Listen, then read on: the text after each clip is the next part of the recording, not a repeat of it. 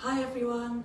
So I've just finished a few hours work and I'm about to make myself a coffee before I sit down and talk about my plans for the rest of the day. Bear with me. So since my last video, I've had a lot of really lovely feedback about my house, which I truly am very grateful for.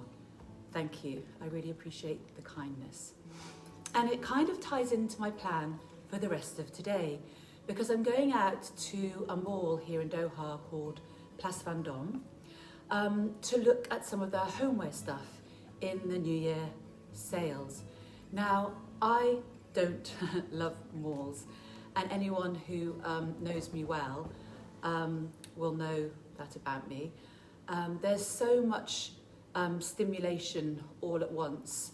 The lack of natural sunlight, the abundance of artificial light, the noise, the pace. So for me, it just doesn't feel very nourishing. I think some environments ask for a lot from our nervous systems, and malls are one of those places. They're designed to keep you alert, moving and consuming.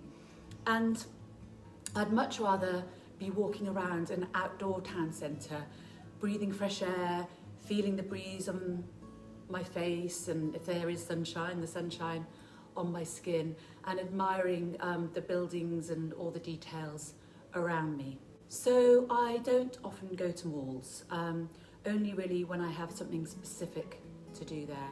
But when I do go, I prefer to go to Place Vendome Mall because it really is an aesthetically beautiful built environment with a lovely outdoor space centred around a body of water. And in the evening they have a really impressive fountain show every hour, so you can sit in a restaurant with outdoor tables right in front of the fountains, and it kind of gives you that lovely holiday feeling. There are two high street shops that I always like to pop it into in Place Vendome Mall. One is Anthropology and the other is Zara Home. Another homeware shop that I do really like in general is Pottery Barn, but that's only in another mall called Doha Festival City, so I won't be popping in there today, unfortunately. Oh, and I also love another shop called Luan Furniture, and it's in another mall called Doha Mall, and it offers absolutely beautiful wooden distressed pieces from India. So I will have to take you there another time to show you the pieces in there because I adore them and it really fits my style. Anyway, so yes, today I'll be going to Anthropology and Zara Home and possibly grabbing something to eat by the fountains afterwards. So I might be able to offer a little glimpse of them as well. And when I get back, I want to talk about the importance of creating a home environment that feels warm, supportive and reflective of who you are. So please join me now as I look out for all the red labels in the shop showing the bits and pieces that are on sale. I've been especially drawn to the beautiful fabric mice Christmas tree decorations in Anthropology, so hopefully they're on sale. And at the moment I'm really loving vintage style green glassware, especially when it has a gold rim, and also like earthenware and stoneware dining pieces in blue or green or stone colours. So let's see. I'm going to just show a few bits and pieces around my house because I think it's so important to create an environment that, you know, reflects you, reflects your journey, reflects your values, reflects what and who's important to you. And I find it really nurturing and comforting. So I love wooden furniture. I just feel like it gives a really earthy, organic, kind of rustic feel to my home, which is what I love. And this piece is beautifully carved from Mexico. And just filling it with bits and pieces that are really important to me. Items that I pick up from around the world. This elephant is from Sri Lanka. This elephant is from India, from Goa. This is another Mexican piece that I really love, Mexican sideboard. I just love the kind of rustic feel of it, and I always like baskets to put things in. And on the right there is also a backgammon set that we bought from the souk drum. You all love a bit of drumming.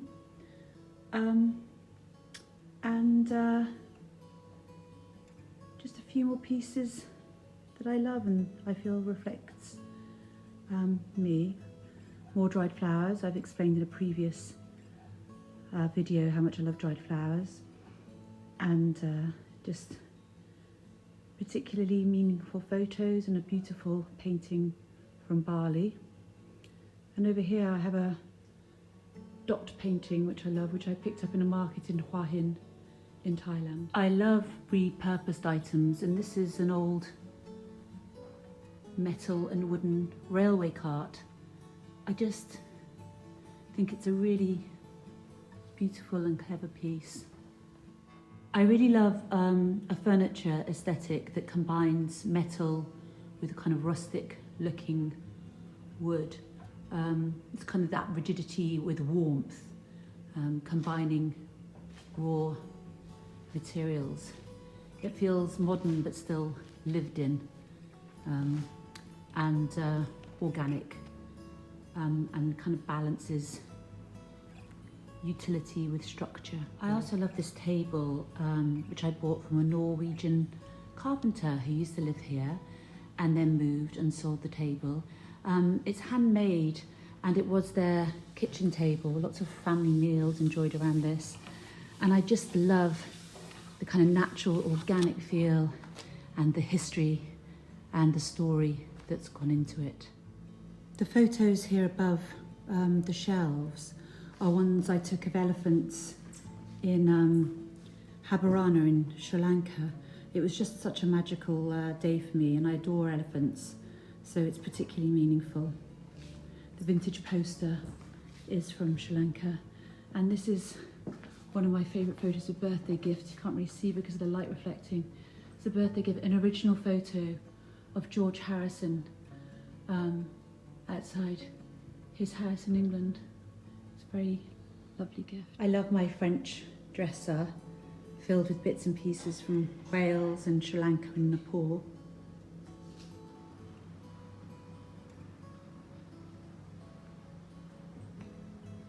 Another French piece, some beautiful drawers. I love the handles.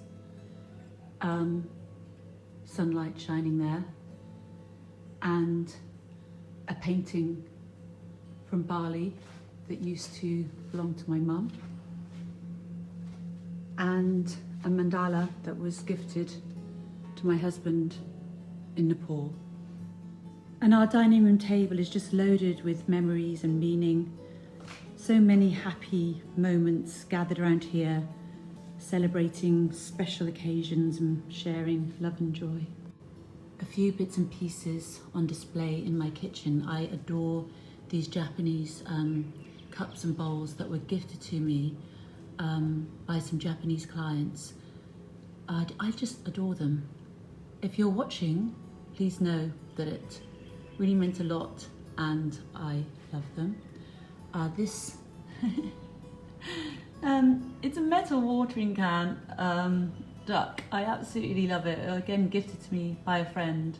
I just love it. And again, some beautiful dried flowers, which you might know by now if you've seen my other videos. I'm a big fan of dried flowers. Behind there's also a tanoa from Fiji. And I love this piece where I keep all bits of important china and my glassware. I love a starburst mirror. They make me feel bright and set the tone for positive energy in the home. Let's go.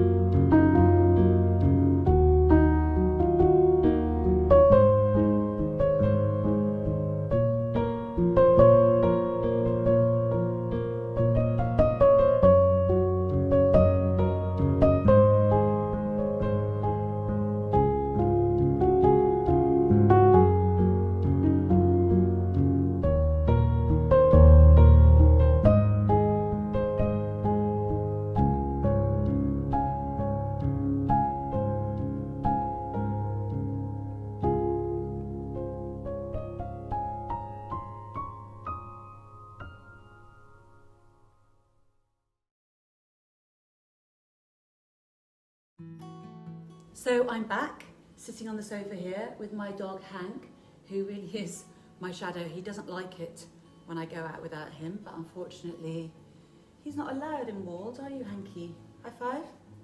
Good boy. I'll just show you, I want to show you the little pieces that I did pick up in Anthropology for next Christmas. So it'll be nice to open the Christmas box when we're decorating the tree in December and have our new little bits and pieces. I'm not sure, I think he's meant to be maybe a mouse or a rabbit, but he's a little studdy mouse. So cute. In his beautiful jacket and trousers, and he's got a book there with real pieces of paper in it. And I'm going to write down the kids' names on the pages of that book. I think it's so cute. And not a mouse, Hank likes her, Party Fox. And she's so cute because she's going to a Christmas party and she's holding a bottle there ready to go, and she's got a little handbag with London written on it. Yes, she's got a little handbag with London written on it, and I adore her cardigan, so sweet. So I did pick up that as well as a few other bits and pieces, but these two I am really happy with. Don't ask me why. Doesn't even really go with my Christmas tree aesthetic, but I just couldn't resist. I've done a lot of study in wellbeing, and I'm currently doing postgraduate study in health and wellbeing. And I always find it interesting how shopping can feel like such a contradiction in a wellbeing context. Because in positive psychology, it's clear from the research that's done again and again that happiness does not come from buying things. And we're talking here about like eudaimonic happiness, the sustained inner happiness that's really tied to meaning and purpose.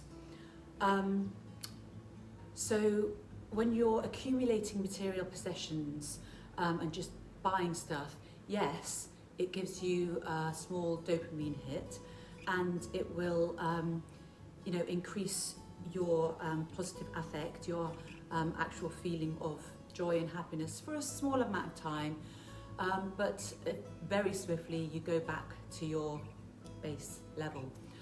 But we also know that when you invest in experiences from moments and connections and memories, that offers a lot more happiness, a longer lasting happiness, and contributes to your sense of eudaimonic happiness a lot more than just accumulating stuff. Sorry, Hank's just moved to the other side of the sofa now.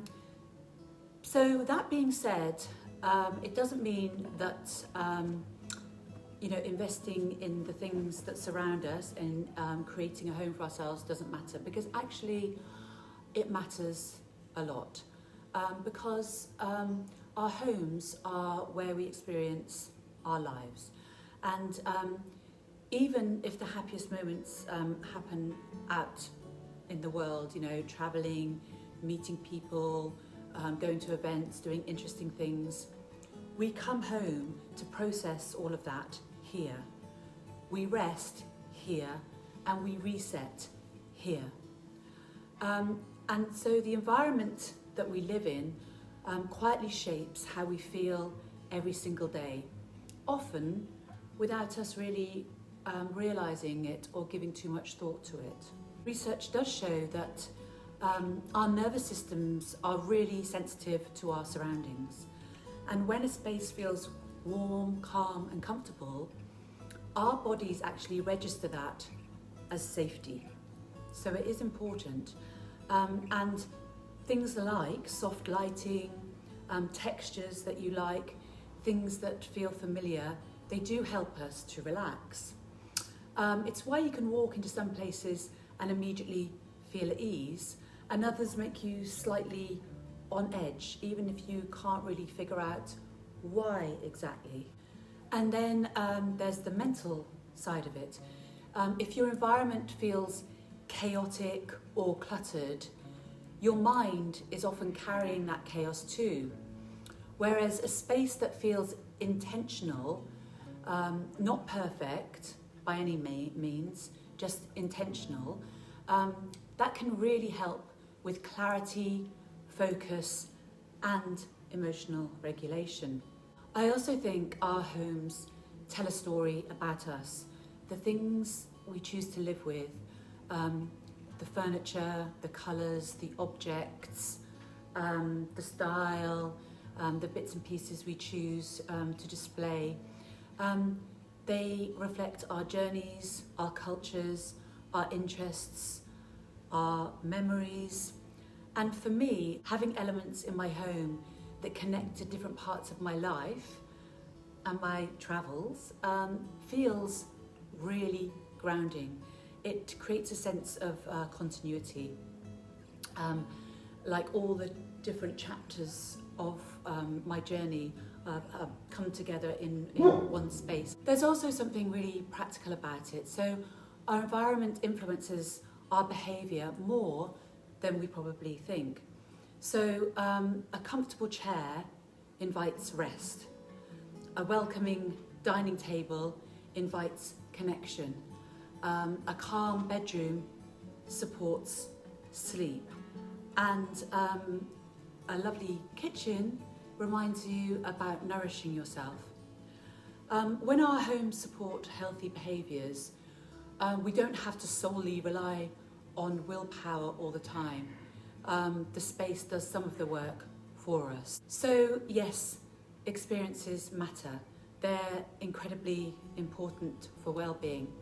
But I think having a home that feels warm, supportive and reflective of who you are, very importantly, that's what allows you to fully enjoy those experiences and come back to yourself afterwards.